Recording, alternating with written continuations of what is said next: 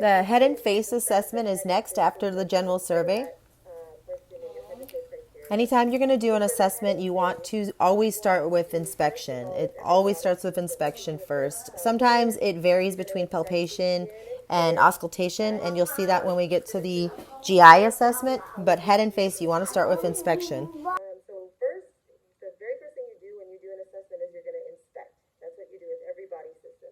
So I'm going to be inspecting her face. I'm going to be inspecting her hair, not touching yet. I'm inspecting here on Professor Bird the face. I'm inspecting the hair. You're checking for size, shape, symmetry, checking for symmetry of the skull, bony structures, color of the skin, hair distribution, and lesions on the face.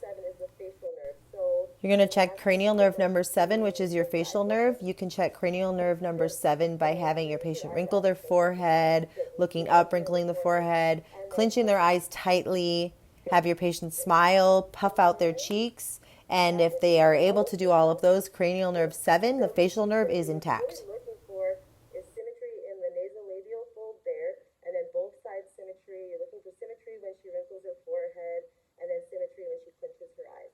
So that is cranial nerve number 7 is intact, the facial nerve. And then here's where you're going to palpate next. So you're going to palpate. After you've inspected the face and you've assessed cranial nerve number 7, the facial nerve, you're going to palpate the skin. And you're going to palpate not only the head and face, but you're also going to palpate the scalp.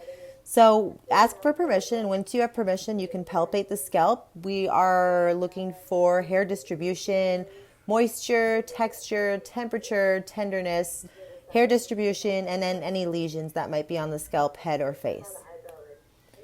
Here on the eyebrows, I was palpating the frontal sinuses, and then on the cheekbones, the maxillary sinuses. And I'm checking for any tenderness, if the patient reports any tenderness, but also puffiness. Okay, so you're looking for any tenderness. If they do have puffiness and tenderness, that could be a sign of sinusitis or some sort of sinus infection. And then next, we're going to palpate the temporal pulse.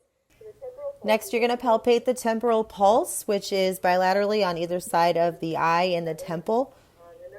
2+ grade is normal finding. Remember, you guys should be able to grade pulses. So a 0 would be absent, 2 is normal, and then we go all the way up to 4.